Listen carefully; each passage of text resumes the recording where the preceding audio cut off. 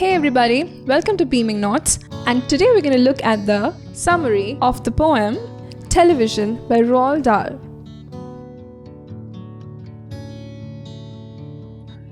Setting of the poem. Roald Dahl seems to have entered into every contemporary British household as he's writing this poem. Living as he did in the 20th century, he saw the introduction of many new and innovative electronic products. The television was one of those products and perhaps the most controversial one among them.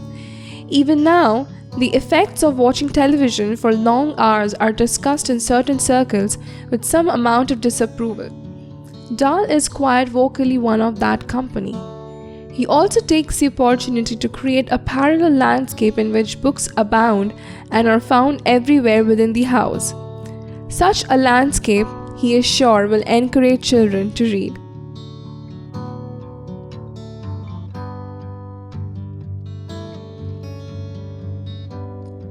Summary, lines 1 to 6.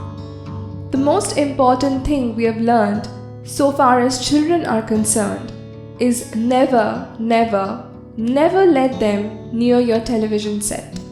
Or better still, just don't install that idiotic thing at all.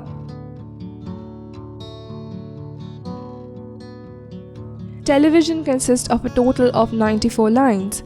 These lines are not separated into stanzas. They are divided into meaningful segments for ease of comprehension.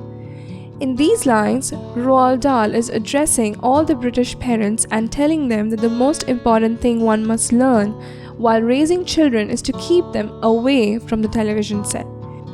He also says that it is possible to come to a better solution to the problem by not installing the television set in their homes in the first place. Summary, lines 7 to 12. In almost every house we have been, we have watched them gaping at the screen.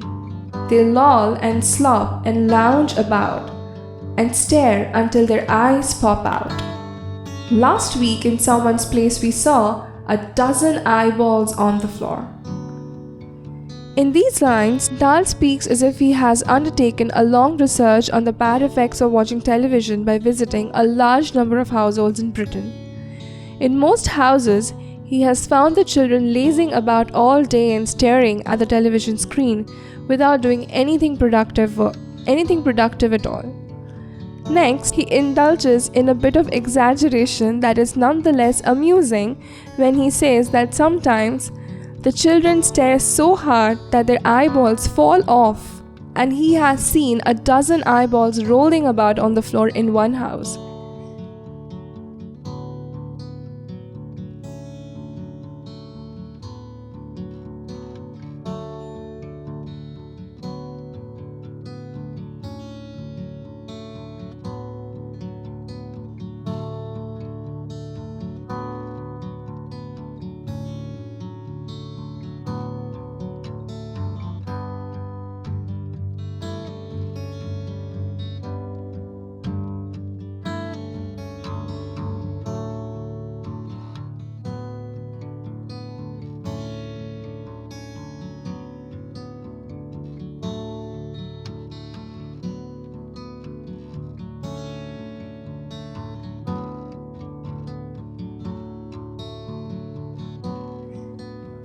Summary, lines 17 to 24.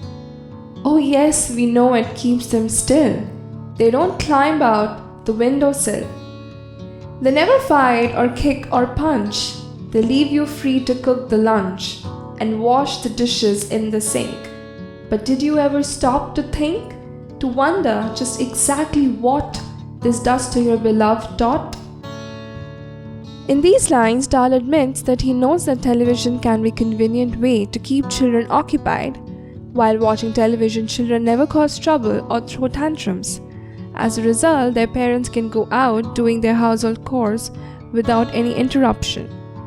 However, parents do not stop to consider what television might do to their children. Summary, lines 25 to 33. It rots the sense in the head. It kills imagination dead. It clogs and clutters up the mind. It makes a child so dull and blind. He can no longer understand a fantasy of fairyland. His brain becomes as soft as cheese. His powers of thinking rust and freeze. He cannot think, he only sees. These lines are written in capitals to emphasize that they carry the main message of the poem. This message is that watching too much television fills up the mind of the children with useless facts, while at the same time destroying their ability to create or understand the worlds of fantasy in their imagination. It takes away the ability to think, and they can only keep staring at the television screen.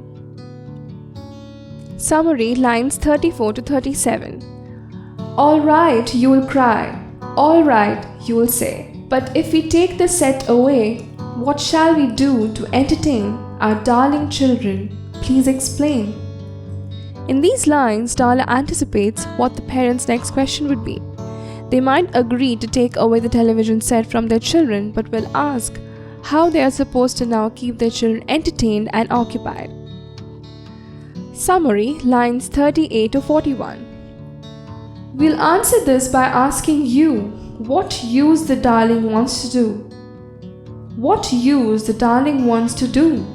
How use they keep themselves contented before this monster was invented? In these lines, Dahl tells parents that they cannot have forgotten how children kept themselves entertained before the recent invention of the television. Summary, lines 42 to 48. Have you forgotten? Don't you know? We'll say it very loud and slow. They used to read. They'd read and read, and read and read, and then proceed to read some more. Great Scott! Gadzooks! One half their lives was reading books. In these lines, Dahl says that before the coming of television, children would read, and it is a shame that now they don't. Summary, lines 49 to 52. The nursery shelves held books galore. Books cluttered up the nursery floor. And in the bedroom by the bed, more books were waiting to be read. In these lines, Dahl creates the alternate landscape that has been mentioned in the section on the poem setting. In this landscape, children's rooms are filled to the brim with books. Summary, lines 53 to 62.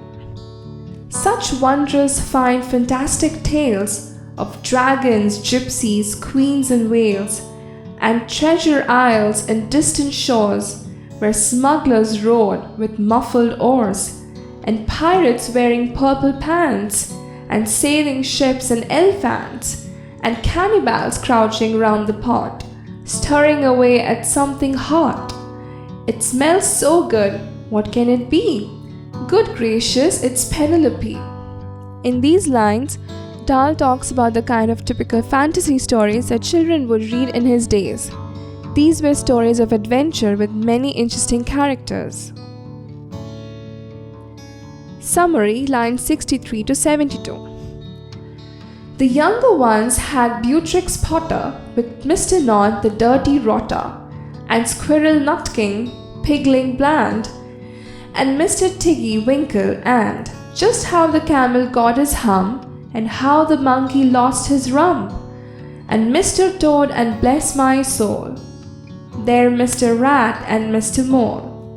Oh books, what books they used to know, those children living long ago. In these lines, Dahl pays a tribute to another children author like him, Beatrix Potter. Potter's books were known for the use of animals as characters and the various colorful illustrations.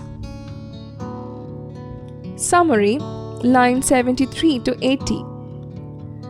So please, oh please, we beg, we pray, go throw your TV set away, and in its place you can install a lovely bookshelf on the wall. Then fill the shelves with lots of books, ignoring all the dirty looks, the screams and yells, the bites and kicks, and children hitting you with sticks.